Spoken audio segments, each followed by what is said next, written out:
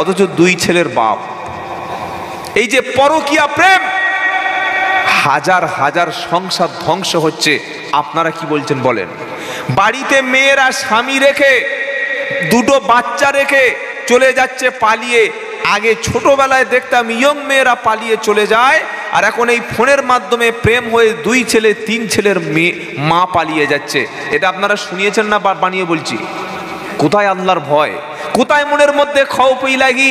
আল্লাহ বলছে কানের মধ্য থেকে, কান আছে শুনেও যারা আল্লাহর কথা শোনে না, চোখ আছে দেখেও যারা আল্লাহকে দেখে না, হৃদয়ে রয়েছে ভেবেও যারা ভাবে না, ওরা মানুষ না। উলাইকা কাল আনাম, ওরা জানোয়ার, ওরা চতুষ্পদ, ওরা পশু। এটা বলার পরে আল্লাহ বলছেন বালহুম আদল, বরং পশু চাইতে আরো নিকৃষ্ট। আল্লাহু আকবার, কি আশ্চর্যের কথা! তাহলে তিনটি সেন্স যেন আমাদের কাছ থাকে। কান দিয়ে ভালো কথা শুনবো ইনশাআল্লাহ, বলেন। চোখ দিয়ে যেটা দেখার সেটা আমরা দেখব, অন্তর দিয়ে আমার আল্লাহর কথা ভাববো, বলেন ইনশাআল্লাহ। কেন জানেন? কান, চোখ আর বিবেক, এই তিনটি বিষয় সম্পর্কে আল্লাহর কাছে জবাব দিতে হবে। কোথায় লেখা আছে? ইন্নাস সামআ ওয়াল বাসারা ওয়াল ফুআদা, আল্লাহ পাকের কোরআন। ইন্নাস সামআ ওয়াল বাসারা ওয়াল ফুআদা কুল্লু উলাইকা কানা আনহু মাসউলা। 15 পারা 4th পৃষ্ঠা সূরা বানী ইসরাঈলের মধ্যে আল্লাহ পাক বলছে ইন্নাস সামআ, তুমি কান দিয়ে যেটা শ্রবণ করছো, ওয়াল বাসারা, চোখ দিয়ে যেটা তুমি দেখছো, ওয়াল ফুআদা, তোমার অন্তঃকরণ, অন্তর দিয়ে, চিন্তা দিয়ে, মেধা দিয়ে, মন দিয়ে যেটা তুমি কল্পনা করছো, কুল্লু উলাইকা কানা আনহু মাসউলা, এগুলি সম্পর্কে আল্লাহর কাছে তোমাকে জিজ্ঞাসিত হতে হবে। কিছু কথা বুঝতে পেরেছেন? সারা জীবন কান দিয়ে কি শুনেছেন, প্রত্যেকটা শোনার বিষয় আল্লাহর সামনে সেদিন জবাব দিতে হবে। ওয়াল বাসারা, চোখ দিয়ে তুমি কি দেখেছো, তোমার দেখা বস্তু সম্পর্কে আল্লাহর কাছে জবাব দিতে হবে। মোবাইল ফোন হলো এখন বর্তমানে ঈমান হারাবারও সবচাইতে বড় বস্তু। কি বলছেন বলেন? পাকা পাকা নামাজি এরকম বড় অ্যান্ড্রয়েড ফোন নিয়ে রাত্রেবেলা ঈশান নামাজ পড়ে দোয়া পড়ে শুয়েছে। শুয়ে একটু বলে দেখি একটু ফেসবুকটা খুলি, কি খবর আছে দেখি। ফেসবুক অন করে খবর দেখতে দেখতে হঠাৎ করে একটা উলঙ্গ ন্যাংটা মেয়ে চলে আসলো। ওর চোখ আর ওখান থেকে হটবে? বলেন। চোখ মনে করছে উফ কি দারুণ মাল রে, আমাদের সে বুড়িটার বয়স কত হয়ে গেছে কিন্তু চাঙ্গা মাল। কি বুঝলেন? ওটা 2 মিনিট 3 মিনিট 4 মিনিট দেখলো, দেখার পরে তার সম্পর্কে ভাবলো আমাদের বুড়ি আর এই মাল পার্থক্য আছে।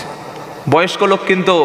এবার বলুন, তার চোখ দিয়ে সারা জীবন কোনোদিন পৃথিবীর কোনো নারী সে তাকায়নি, কিন্তু বৃদ্ধ বয়সে মোবাইলের ফেতনায় পড়ে তার ঈমান অর্ধেক ভেসে গেল। এটা ঈমান নষ্টের গোড়া।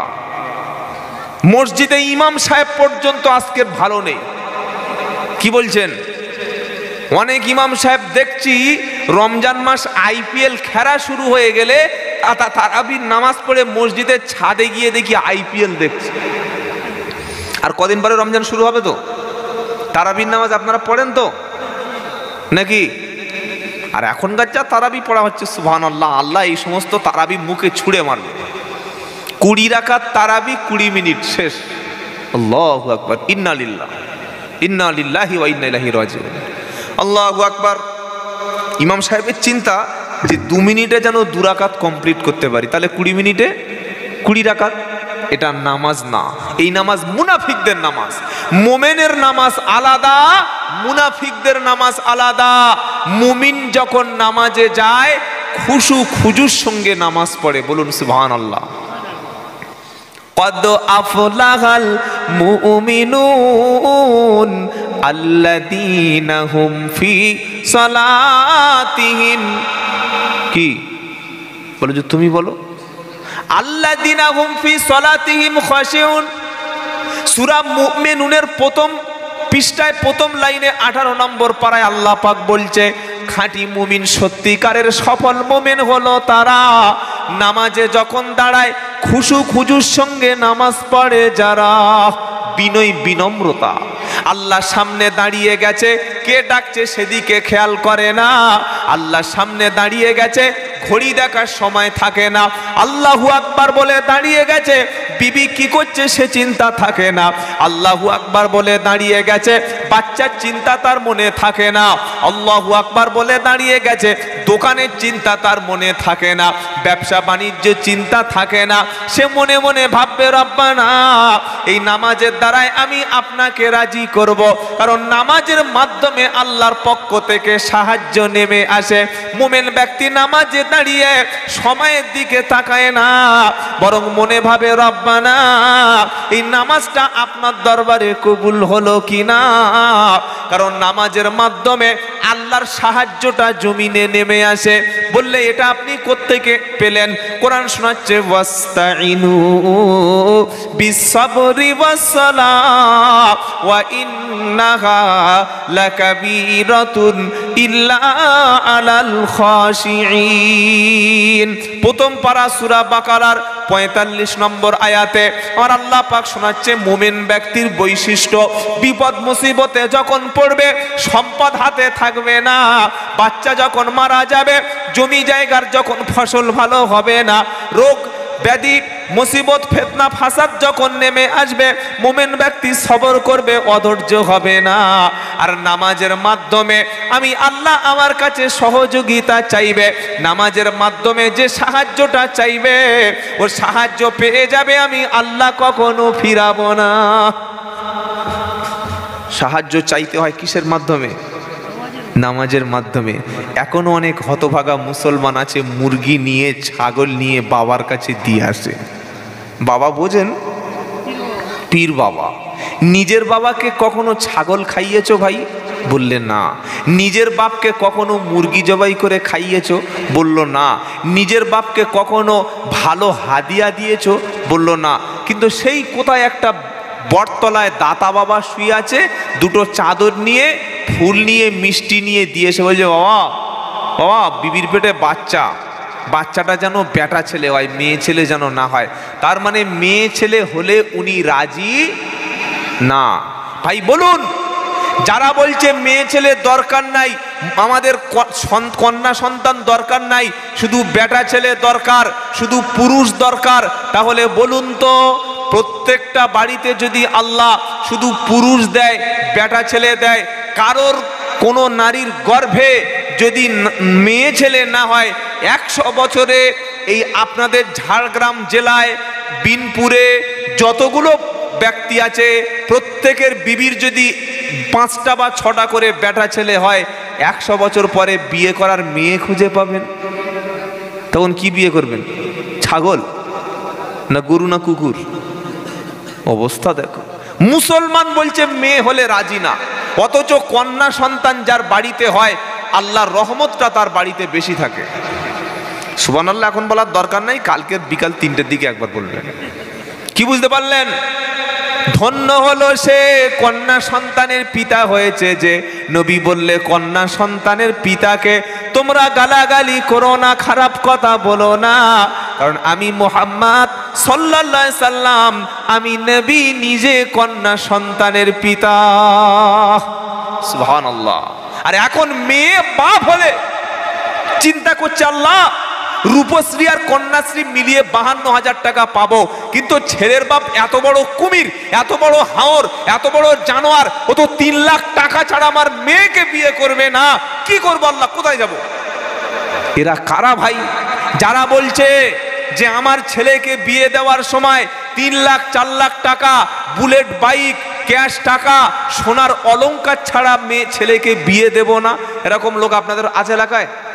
এ পার্টি আছে যদি শোনেন কোনো মুসলমান তার ছেলের বিয়েতে পণের টাকা দাবি করছে, মেয়ের বাপের কাছে ভিক্ষুকের মতো হাত পাচ্ছে, ছোট লোকের মতো ডিমান্ড করে ঘটককে দিয়ে মেয়ের বাপের গলার উপরে বাঁশ দিয়ে 3 লাখ 4 লাখ টাকা আদায় করছে, এটা সমাজ বিরোধী, এটা মুসলমান নামের কলঙ্ক।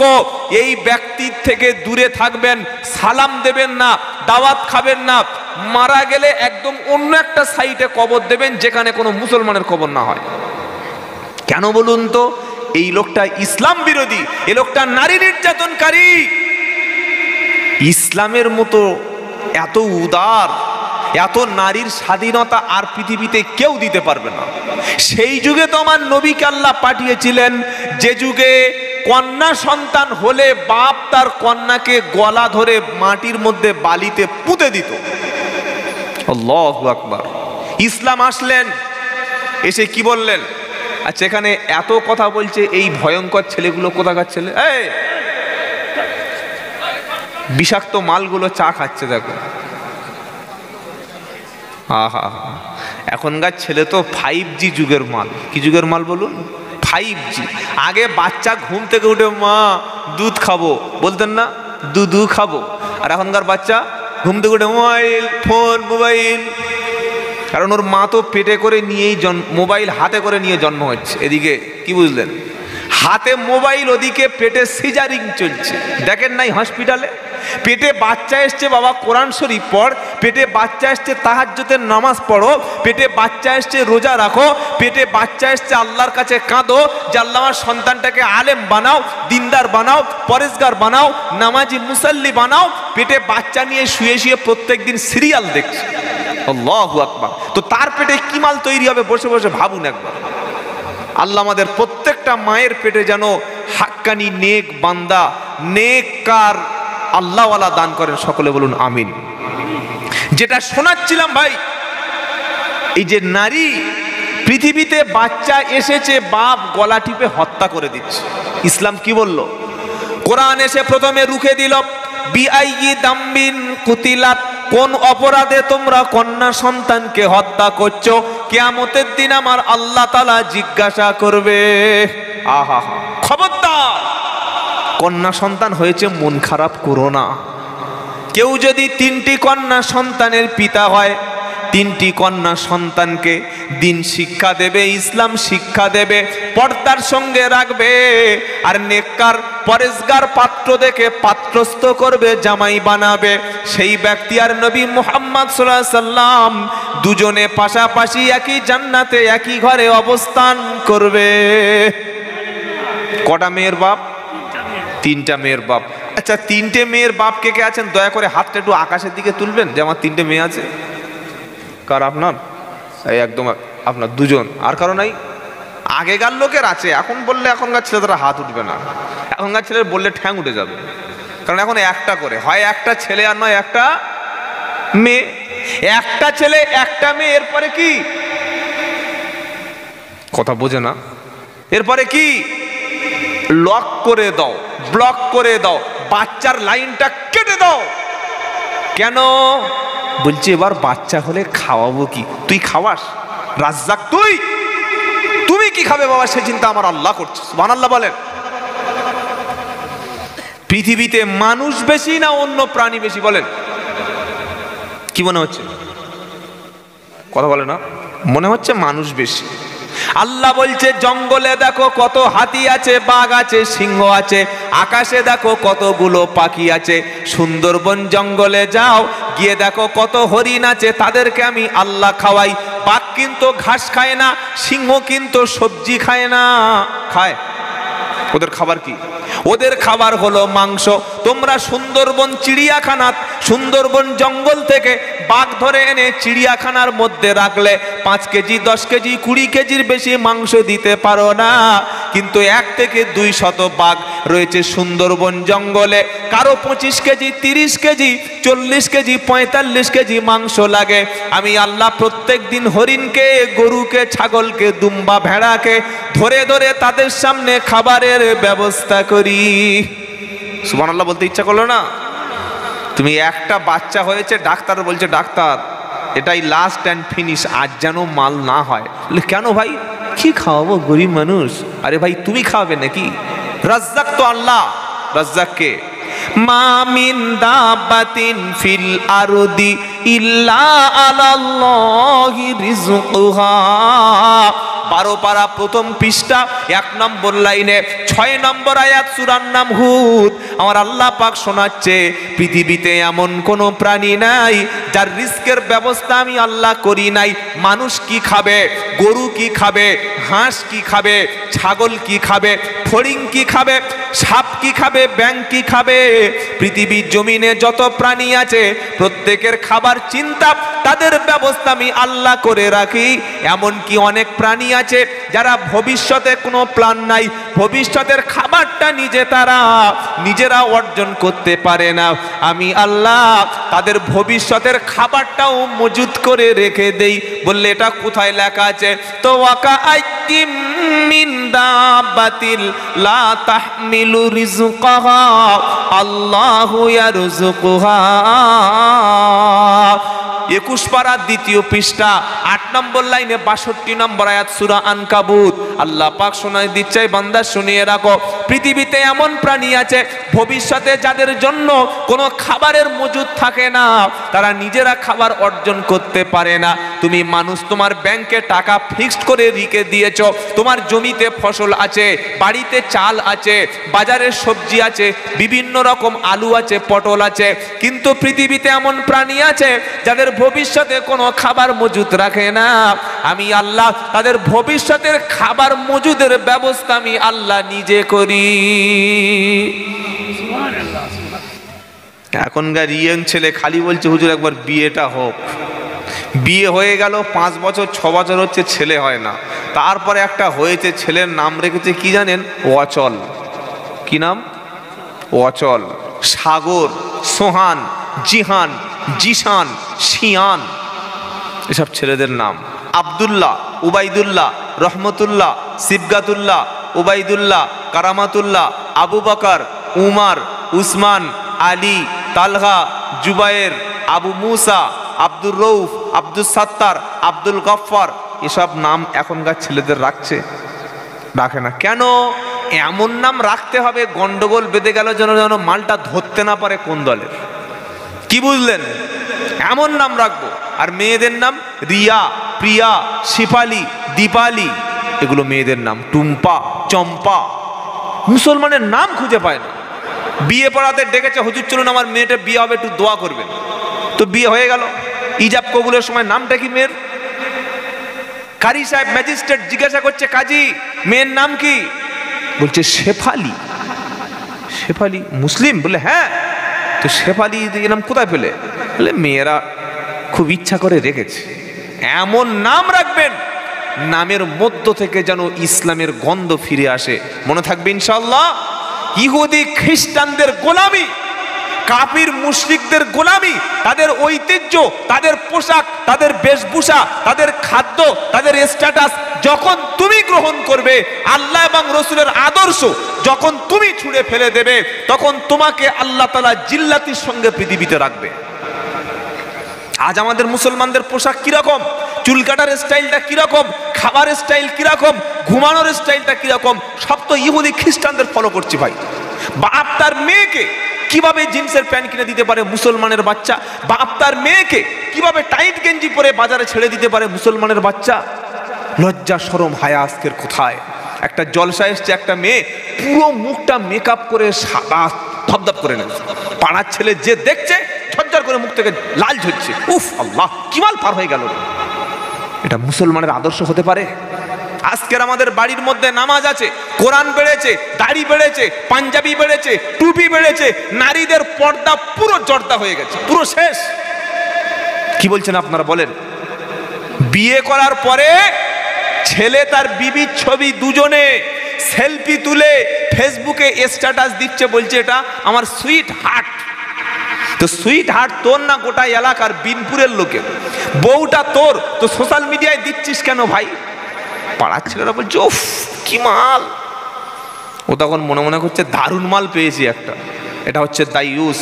আর দাইয়ুস কখনো জান্নাতে যাবে ডাইউসকে, যে ব্যক্তি নিজের মা, নিজের মেয়ে, নিজের কন্যা, নিজের বোন, এই চারটি নারীকে বেপর্দার সঙ্গে পরপুরুষের সামনে যেতে দেয়, পরপুরুষকে আকৃষ্ট করার জন্য রাস্তায় নামায়, নিজে দোকান চালাচ্ছে, দোকানে কাস্টমার পাওয়া যায় না, এবার একটা এলসিডি লাগিয়ে দিয়েছে দোকানে, কাস্টমার কিছু বেড়েছে, পাশের ঘরে একজন, পাশের দোকানে একজন অমুসলিম, সে বলল তার বিবিকে দোকানে এনে বসিয়ে দিয়েছে, মুসলমানের ছেলে মনে করছে আমার বউটা যদি কাজে লাগাতে পারি, দোকানে বসাতে পারি, কিছু ভালো নতুন নতুন কাস্টমার পাওয়া যাবে, বউকে নিয়ে দোকানে বসিয়েছে যারা, 1 নম্বর জাহান্নামীর এজেন্ট হলো তারা। আস্তাগফিরুল্লাহ। কাস্টমার আসছে, একটা চা খাওয়ার দরকার, 3টে চা খাচ্ছে, চা খাচ্ছে, বলছে ভাবি, বললে তোমার চা, হাতের চা কি মারাত্মক গো। তখন বলছে দিনের শেষে দেখেছিস কাস্টমার কিরকম বেড়েছে। এরপরে কি বলবেন মুসলমান? আর এই মেয়েটা মরে গেলে তার মুখ ঢেকে 5টা কাপড় পরিয়ে গোসল দিয়ে যখন খাটিয়া নামাবে, কোনো বাচ্চা যদি কবরস্থানে উকি মারে, পাড়ার লোক কি বলবে? এই চল চল, মেয়ে ছেলের মুখ দেখতে আছে, মরার মেয়ে ছেলে, ঢেকে দে। আরে ভাই, মেয়ে ছেলে মারা গেছে, মারা যাওয়ার পরে তার মুখটা দেখে কেউ প্রেমে পড়বে? ও তো মাইয়েত হয়ে গেছে। যখন দোকানে বসেছিল, যখন বাজারে গেছিল, যখন বন্ধন মহিলা সমিতি এলআইসির লোনের কাছে গেছিল, তখন স্বামী হিসাবে তো বাধা দাওনি। মুসলমান বসে শপথ করো, আজ থেকে তোমার বাড়িতে যদি যুবতী কন্যা, যুবতী বোন থাকে, যুবতী নারী থাকে, তোমার স্ত্রী হোক, যে হোক, যখন তুমি তাকে বাড়ির বাইরে বার করবে, কোনো খোলামেলা ভাবে বার করবে না, সবসময় ফরজ পর্দা করে মাথা থেকে পা পর্যন্ত এমন পোশাক পরে তুমি তাকে ঢেকে দেবে। পৃথিবীর কোনো ইহুদি, পৃথিবীর কোনো খ্রিস্টান, পৃথিবীর কোনো মুশরিক, পৃথিবীর কোনো ব্যক্তি যেন বুঝতে না পারে যে এই বোরকার মধ্যে বা এই হিজাবের মধ্যে 80 বছরের নানি আছে না 16 বছরের যুবতী আছে, যেন ধরতে না পারে, যেন বুঝতে না পারে। এটার নাম হলো পর্দা। এটার নাম কি? বোরকা পরে যদি বুকের কত টাইট আর কোমরের কত সাইড, এটা যদি পিছন থেকে ছেলেরা দেখতে পায়, এটা পর্দা? খ্যাপা কথাকার। বাজার থেকে ফ্যাশন বোরকা এনে বউকে পরিয়েছে। আচ্ছা, এসব বলছি আপনাদের অসুবিধা হচ্ছে না তো? আল্লাহ আমাদের মাফ করে দিক, বলুন আমিন। বাজার থেকে এমন বোরকা পরিয়েছে, কপালের ডিজাইন, বুকের কাছে টাইট, কোমরটা এরকম টাইট করে বেঁধে দিয়েছে। ইসলাম তো এটা বলেনি। ইসলামের পোশাকের নিয়ম কি? নাম্বার 1, পুরুষ পোশাক পরবে, নাভি থেকে হাঁটু পর্যন্ত ঢেকে রাখবে, সাবালক পুরুষ, এর জন্য ফরজ নাভি থেকে হাঁটু পর্যন্ত ঢেকে রাখা ফরজ। 2 নম্বর পুরুষের জন্য পোশাক হলো, পুরুষ কখনো গাঁটের নিচে পোশাক পরতে পারবে না। এদের চা বা গরম কিছু আছে? ওবা কেউ একজন আসুন না, সব তো পালিয়ে চলে গেল। 100-র মধ্যে 80টা মুসলমানের ছেলে, তার কাছে কোরআন নাই বলে, ইসলামের জ্ঞান নাই বলে, সে যখন পোশাক পরে, গাঁটের নিচে পোশাকটা ঝুলিয়ে পরে। আছে না বাবা? এই আছে না নাই? বাজারে এখন গিয়ে দেখো, যদি আমার মুসলমানের ছেলে 100 জন প্যান্ট পরে থাকে, 100 মুসলমানের মধ্যে 80টা ছেলের প্যান্ট গাঁটের নিচে আছে। এটা কি বাড়িয়ে বলছি? এই বাবা, এবার নবী কি বলেছেন হাদিস শোনেন। লা ইয়ানজুরুল্লাহ ইলা ইয়াউমিল কিয়ামাহ, আল্লাহর নবী বলেন কিয়ামতের দিন আল্লাহ তাআলা ওই ব্যক্তির দিকে ফিরে তাকাবে না, রহমতের দৃষ্টিতে তাকাবে না, যে ব্যক্তি তার পায়ের গাঁটের পোশাকটা গাঁটের নিচে ঝুলিয়ে পড়ে। আমার যুবক বন্ধু, তোমরা যারা এসেছো আমার কলিজার টুকরা ভাই, আমি তোমাদের ছোট ভাই আব্দুল্লাহ জুবায়ের বলে যাচ্ছি, আজ থেকে যখন তুমি পোশাক পরবে, যখন তুমি ড্রেস পরবে, প্যান্ট হোক, লুঙ্গি হোক, যে কোনো যাই হোক, গাঁটের নিচে আর পরবে না। সকলে ইনশাআল্লাহ বলুন। কেন? আমার আল্লাহ তাআলা কিয়ামতের দিন রহমতের দৃষ্টিতে তাকাবে না। ইসলাম পুরুষকে বলছে গাঁটের উপরে তুলে পরো, আর নারীকে বলছে গাঁটের নিচে পরো। এখন আবার মেয়েদের পোশাক বার হয়েছে, কি জানেন? এরকম গোল মতো একটা পোশাক পরো, ওটার নাম কি বাবা? এই যে গাঁটের উপরে তোলা, এ পোশাক যেন না হয়। পোশাক আল্লাহ নাজিল করেছেন। ইসলাম এমন একটা ধর্ম, যে ধর্ম খাওয়া, শোয়া, ঘুমানো, বিয়ে, তালাক, ব্যবসা সবকিছুর বর্ণনা আছে। পুরুষের প্রথম পোশাক নাভি থেকে হাঁটু, আর গাঁটের উপরে যেন পোশাক থাকে। কথা মনে থাকবে ইনশাআল্লাহ। এবার ইসলাম বলছে তুমি যখন নামাজ পড়তে যাবে সে সময় তোমার পোশাকটা কেমন হবে? কেমন হবে জানেন? কোরআন, ইয়া বানি আদামা খুদু জিনাতাকুম ইনদা কুল্লি মসজিদ কুলু আশরাবু ওয়ালা তুসরিফু ইন্নাহু লা ইউহিব্বুল মুসরিফিন। ৮ পারা ১৩ পৃষ্ঠা ১ নম্বর লাইনের ৩১ নম্বর আয়াত, সূরার নাম আল আরাফ। আল্লাহ পাক শোনাচ্ছে, আদমের সন্তান তুমি যখন নামাজের নিকটবর্তী হবে, মসজিদে যখন যাবে, নামাজের জন্য তৈরি হবে, খুদু জিনাতাকুম ইনদা কুল্লি মসজিদ, উত্তম বেশভূষাটা, উত্তম পোশাকটা তুমি গ্রহণ করো। কারণ মসজিদটা তৃণমূলের পার্টি অফিস না, কংগ্রেসের পার্টি অফিস না, সিপিএম এর পার্টি অফিস না। মসজিদটা হলো আল্লাহর ঘর। তুমি দেখা করতে এসেছো আল্লাহর সাথে, তুমি কথা বলতে এসেছো আল্লাহর সাথে, আল্লাহর সাথে কথা যখন বলতে এসেছো, সবচাইতে উত্তম পোশাকটা তুমি মসজিদে পরে আসিবে। এমন টুপি পরে গেছে, সেই প্লাস্টিকের টুপি দেখেছেন? মসজিদে নাই প্লাস্টিকের টুপি, মাথায় জীবনে টুপি দেয় না।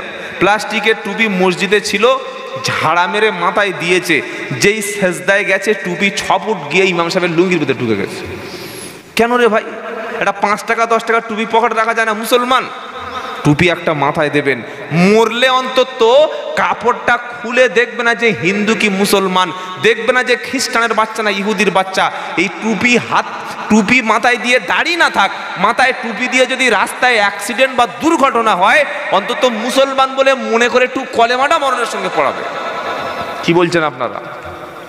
নাম তো বাবলু, হাবলু, ডবলু, চবলু, ফাবলু, আর ফের মরেছে এমন পোশাক পরে, মাথায় টুপি নাই। তাড়াতাড়ি 4-5 জন ছুটে এসে বলছে, লোকটা তোল তোল তোল। তুলে দেখছে, কি করব, কলেমা পড়াবো না কানের কাছে একটু কি বুঝলেন রামায়ণ শোনাবো? কেন? নাম তো বাবলু, মুসলমান চিনতে পারছে না, মুখে দাড়ি নাই, মাথায় টুপি নাই। ওই সময় যদি মাথায় টুপিটা অন্তত থাকতো, তোমার মরণের সময় কলেমা পড়িয়ে পাক পবিত্র অবস্থায় অন্তত মৃত্যুটা হতো। কি বলছেন আপনারা? যে কোনো সময় তো হতে পারে মৃত্যু, হতে পারে না? পারে না? হয়তো এমনও হতে পারে এখানে যারা বসে আছি এটাই আমাদের জীবনের শেষ রাত। হতে পারে না? পারে না? আজকে তুমি ফজরের নামাজ কাজা করছো, তুমি ফোনে অ্যালার্ম দিয়ে রাখছো সকাল 9টায় উঠবে, ভাই হতে পারে রাত 3টের সময় তোমার জীবনের শেষ সময়, তারপরে মালাকুল মউত এসে তোমাকে তুলে নিয়ে যেতে পারে। পারে না? পারে না? তাই কবি তার কবির ভাষায় বলছে, কেমন করে ঘুমাও তুমি ফজর করে কাজা, এমনও তো হতে পারে জোহরে জানাজা। হতে পারে? সম্ভব আছে নাকি? হতে পারে না। কেমন করে ঘুমাও তুমি ফজর করে কাজা, এমনও তো হতে পারে ফজরে জানাজা। ফজর আজ থেকে পড়বো ইনশাল্লাহ, ইনশাল্লাহ বলেন। যুবকেরা তোমাদের আগিয়ে আসতে হবে মসজিদে, দিনের কাজে তোমাদের করতে হবে। আজ তামাম পৃথিবীতে দাওয়াত ও তাবলীগের পবিত্র মেহনত চলছে, মাদ্রাসা ভিত্তিক কাজ চলছে। যে 2টো ছেলে আজকে আমাদের হাফেজে কোরআন হলো, এদের দেখে শিক্ষা নেওয়ার কিছু নাই? এদের মতো কত ছেলে রাস্তায় বসে গাঁজা খাচ্ছে, এদের মতো কত ছেলে রাস্তায় বসে তেরেঙ্গা গুটকা খাচ্ছে, এদের মতো কত ছেলে পড়াশোনা ছেড়ে দিয়ে বিড়ি খাচ্ছে, মদ খাচ্ছে, সারাদিন 24 ঘন্টা ফোনের মধ্যে ফ্রি ফায়ার পাবজি খেলছে। কিন্তু আল্লাহ যাকে হেদায়েত করে, আল্লাহ পাক বলছে হেদায়েতের মালিক হলো আমি আল্লাহ। যাকে খুশি আমি আল্লাহ তাকে তো হেদায়েত করি, যাকে খুশি আল্লাহ তাকে দিয়ে কোরআনের ইলম তিনি দান করেন, আর যাকে খুশি তাকে দিয়ে আল্লাহ কোরআনের হেফাজতটা করিয়ে নেবেন। জোরে বলুন। কোরআন নাজিল করেছেন আল্লাহ, হেফাজত করবেন আল্লাহ। কিসের দ্বারা হেফাজত করবে? তো কোরআন শোনাচ্ছে, ইন্না নাহনু নাযালনা যিকরা ওয়া ইন্না লাহু লাহাফিজুন। 14 পারা প্রথম পৃষ্ঠা 6 নম্বর লাইন 9 নম্বর আয়াত, সূরার নাম সূরা আল হিজর। আল্লাহ পাক শোনাচ্ছে, নিশ্চয়ই আমি আল্লাহ এটাকে পাঠিয়েছি, কোরআনটাকে নাজিল করেছি আমি, হেফাজতের দায়িত্ব নিয়েছি আমি নিজ হাতে। সুবহানাল্লাহ বলবেন না? তোমার ভাগ্য খারাপ তুমি মাদ্রাসায় আসতে পারছো না, তোমার ভাগ্য খারাপ তোমার ছেলেকে তুমি মাদ্রাসায় পড়ানোর সুযোগ থেকেই বঞ্চিত করেছো। কেন বলে মাদ্রাসায় ছেলে পড়িয়ে কি করবি বে? হয় 3000 টাকা ইমাম, আর নয় 4000 টাকার হুজুর, ওই হাফেজ সাহেব হবে, মাদ্রাসার শিক্ষা কথা করবে, এর বেশি আর কিছু হবে? আমাদের ধারণা যে ইমাম মানে 3000 4000 টাকা। বর্তমান যুগে আমি প্রত্যেকটা জায়গায় গিয়ে এই কথাটা বলি যে ইমামের হাতে মাসের শেষে 10,000 টাকা দিন, তা না হলে মসজিদ কমিটি, সেক্রেটারি, সভাপতি, ক্যাশিয়ার, মুতাআল্লি প্রত্যেককে কিয়ামতের দিন আল্লাহর সামনে দাঁড়াতে হবে। একটা ইমাম কত সম্মান, কত ইজ্জত তুমি জানো? মাসের শেষে 4000 টাকা দিয়ে বলছে হুজুর গরিব এলাকা, আমরা খেটে খুটে খাই।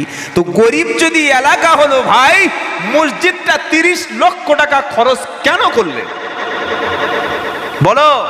মসজিদে সিমেন্ট প্লাস্টার থাকলে নামাজ হয় না? মসজিদে তোমার টাইলস বিছাতে জিবরাইল বলে গেছে তোমার কাছে? হ্যাঁ, মসজিদে এসি লাগাতে তোমার কাছে কি আল্লাহ ওহী নাজিল করেছিল? বলো, ওতে নামাজ হয় না? সব দিকে টাকা খরচ করতে পারি, খালি ইমাম সাহেবের বেতনটা কম। আমার তো ঘরের লোক, হুজুরের টাকায় বরকত আছে। তো হুজুরের টাকায় যদি বরকত হয় ভাই, তুমি তাহলে হুজুরের টাকাটা নাও আর তোমার টাকাটা হুজুরের দাও, দেখি মাসে যে 15,000 টাকা মাল কামাও। কেন ওখানে দিচ্ছ না কেন? ইনসাফ করুন। আমি আব্দুল্লাহ জুবায়ের বলে যাচ্ছি, যারা মসজিদ মাদ্রাসার ক্যাশিয়ার, সেক্রেটারি আছেন তারা শুনুন, প্রত্যেকটা ইমামের, এই কাঁচের গ্লাসে দিতে তো খাওয়াই যাবে না, প্রত্যেকটা ইমামের অন্তত রমজানের পর থেকে 10,000 টাকা বেতন দেবেন, বলুন ইনশাআল্লাহ। কারণ একটা ইমাম রাত দিন 24 ঘন্টা মেহনত করে দিনের স্বার্থে, কোরআনের স্বার্থে, ইসলামের স্বার্থে, দাওয়াতের স্বার্থে, ঈমান যাতে ধ্বংস না হয়ে যায়, মহল্লার মানুষ যাতে জান্নাত পায়, মহল্লার মানুষ যাতে জাহান্নামের আগুন থেকে বেঁচে যায়, দিন রাত্রে আপনার জন্য ফিকির করছে। আপনার জন্ম থেকে মৃত্যু, বিয়ে বাড়ি থেকে অনুষ্ঠান বাড়িতে, সব জায়গায় ইমামের ফিকির আছে। সেই ইমামের বেতনটা অন্তত আপনার মতো হওয়ার দরকার। আপনার মাসের শেষে 10,000 টাকা ছাড়া সংসার চলে না, আর ইমাম সাহেবের হাতে দিলেন কিভাবে আপনি বলেন? তবে আপনাদের এই ঝাড়গ্রামের ইমামদের মোটামুটি 10,000 টাকা বেতন, তাই তো? মাস কত? মাশাআল্লাহ। সব এলাকায় এই ইমামের একই বেতন নাকি শুধু এখানে? আচ্ছা, আল্লাহ কবুল করুক, সকলে বলুন আমিন। বলেন না আমিন? শুনে খুব খুশি হলাম। তো আল্লাহ পাক কি বলছে? আমি আল্লাহ কুরআন নাজিল করেছি, আর এটা হেফাজতের দায়িত্ব আমার। কে হেফাজত করবেন? পৃথিবীতে তাওরাত বলে একটা কিতাব ছিল, যেটা মুসা আলাইহিস সালামের উপরে নাজিল করেছিল। ইনজিল নামক একটা কিতাব ছিল, যেটা হযরত ঈসা আলাইহিস সালামের উপরে নাজিল করা হলো। জাবুর নামক একটা কিতাব ছিল, যে জাবুরটা হযরত দাউদ আলাইহিস সালামের উপরে নাজিল হলো। কোন কিতাবের হাফেজ খুঁজে পাওয়া যাবে না, আর কোন কিতাবের সংরক্ষণের দায়িত্ব আল্লাহ নেয়নি। সেজন্য তাওরাতও নাই, জাবুর নাই, ইনজিল নাই। অথচ আল্লাহ বলছে আমি কোরআন পাঠিয়েছি, কিয়ামত পর্যন্ত কোরআন হেফাজত করব, সেটা হাফেজে কোরআনের সিনায়। সুবহানাল্লাহ বলতে ইচ্ছা করলো না? সুবহানাল্লাহ। কিয়ামত পর্যন্ত কোরআন থাকবে। যদি শিখতে পারেন লাভ আপনার, পড়তে পারেন লাভ আপনার। তামাম বিশ্বের সমস্ত কাফের মুশরিক, তাদের চক্রান্ত হলো কোরআন ধ্বংস করো, মসজিদ ধ্বংস করো, মাদ্রাসা ধ্বংস করো। কিন্তু আমার আল্লাহ বলছে, বান্দা তারা যতই ফিকির চিন্তা ভাবনা করুক না কেন, আমি আল্লাহ ইসলামকে বিজয়ী দান করব, কোরআনকে কিয়ামত পর্যন্ত টিকিয়ে রাখব। কালকের যদি আমাদের সরকার, কেন্দ্র আর রাজ্যে দুটো সরকার মিলিয়ে সব মাদ্রাসা আসামের মতো গুড়িয়ে দেয়, মাদ্রাসাগুলো ভেঙে দেয়, মসজিদগুলো ভেঙে দেয়, আর কোরআনগুলো সব যদি কেড়ে নিয়ে যদি সব বাজেয়াপ্ত করে দেয়, তার পরের দিন থেকে কোরআন আর নতুন করে পুনরায় আগের মতো কোরআন পাওয়া যাবে কি না? কোথায় পাওয়া যাবে? ডাক্তারখানায়, তাই তো নাকি? একটা হাফেজ খালি বাঁচিয়ে রাখবে, একজন, সব গুলি করে মেরে দিক। হাফেজ সাহেব বসে বসে এক জায়গায় বসে 30 পারা কোরআন শোনাবে, বলুন সুবহানাল্লাহ। আর এই যে ওলামারা বসে আছেন, এনারা সঙ্গে সঙ্গে লিখবে 24 ঘন্টার মধ্যে যে কোরআন আগে ছিল ওই সেম একই কোরআন তৈরি হয়ে যাবে। সুবহানাল্লাহ বললো না? হেফাজতের দায়িত্ব আল্লাহ নিয়েছেন, এজন্যে হাফেজি মাদ্রাসার এত গুরুত্ব।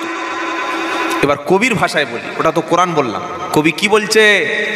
যদি আগুন লেগে